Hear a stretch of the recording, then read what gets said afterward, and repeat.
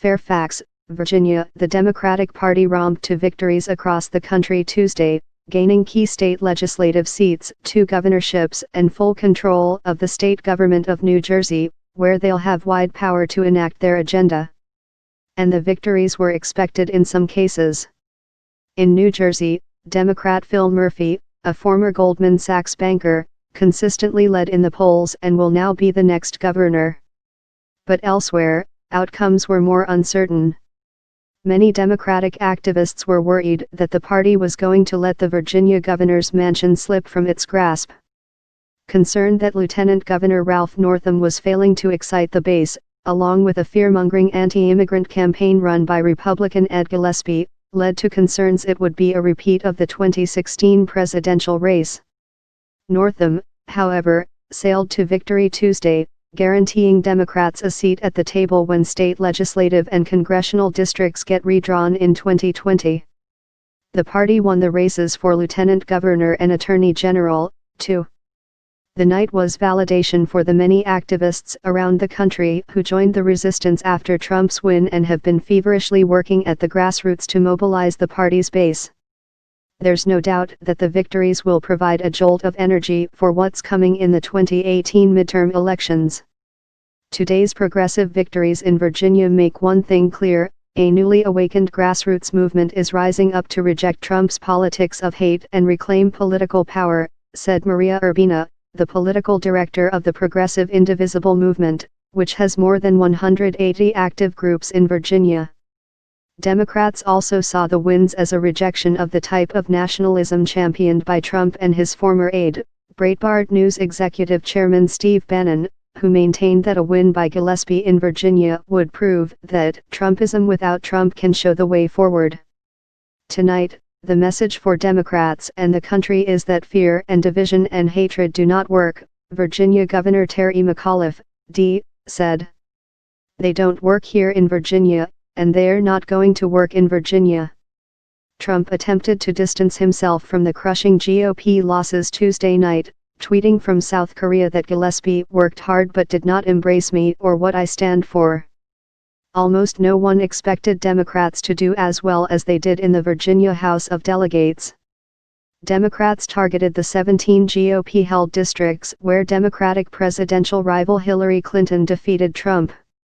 Winning all of the seats would swing control of the chamber, but few thought it was possible. Republicans have controlled the state's House of Delegates for nearly 2 decades and held a 66-34 majority. The last time Democrats picked up more than 1 seat in the body was 2007, when they gained 4. Last week, Virginia Democratic National Committeewoman Yasmin Teeb estimated that a pickup of 6 to 8 seats would constitute a success. But by 9:30 p.m., Democrats had already picked up 14 Republican-held seats in the House of Delegates, with 8 more in play.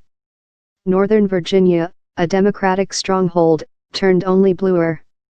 Voters outside a polling location in Fairfax, which supported Clinton by a 2-to-1 margin in 2016, cited health care, education, and Trump as top issues that drove them to the polls Tuesday. It seems like the other guy, Gillespie, he's being supported by Trump, and the president tweeted about him, Soliman Ahmed, who voted for Northam, told HuffPost. Northam seems like he's a doctor, he's served in the government, he's got experience that could help.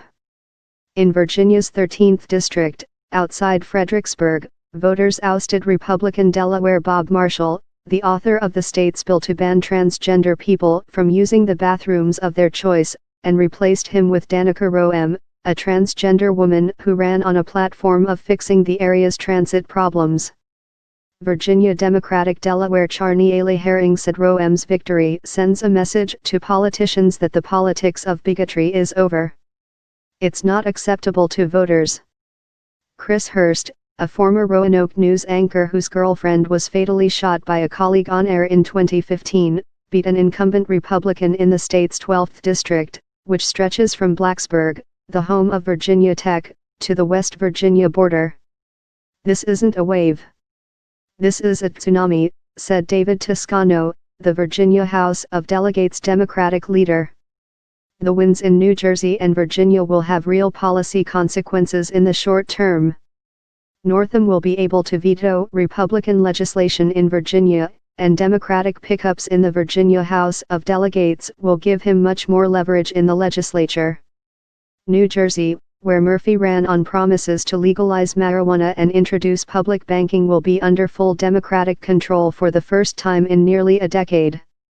In New York City, Bill de Blasio became the first Democratic mayor of New York to win re-election since Ed Koch in 1985. But what Democrats hope is that the GOP loss in Virginia, where Gillespie played up the nativist message popularized by Trump, will make Republicans rethink their strategy. Next up, a December 12 special election for a U.S. Senate race in Deep Red, Alabama, where Roy Moore, a controversial but Republican judge, is narrowly leading former U.S. Attorney Doug Jones, a Democrat, in the polls.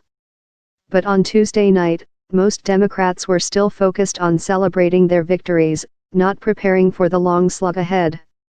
The Democrats are like the field goal kicker who's missed 3 kicks in a row, said Jared Leopold, communications director for the Democratic Governors Association. Now we've made a few, and we've got our groove back. Ariel Edwards-Levy contributed reporting.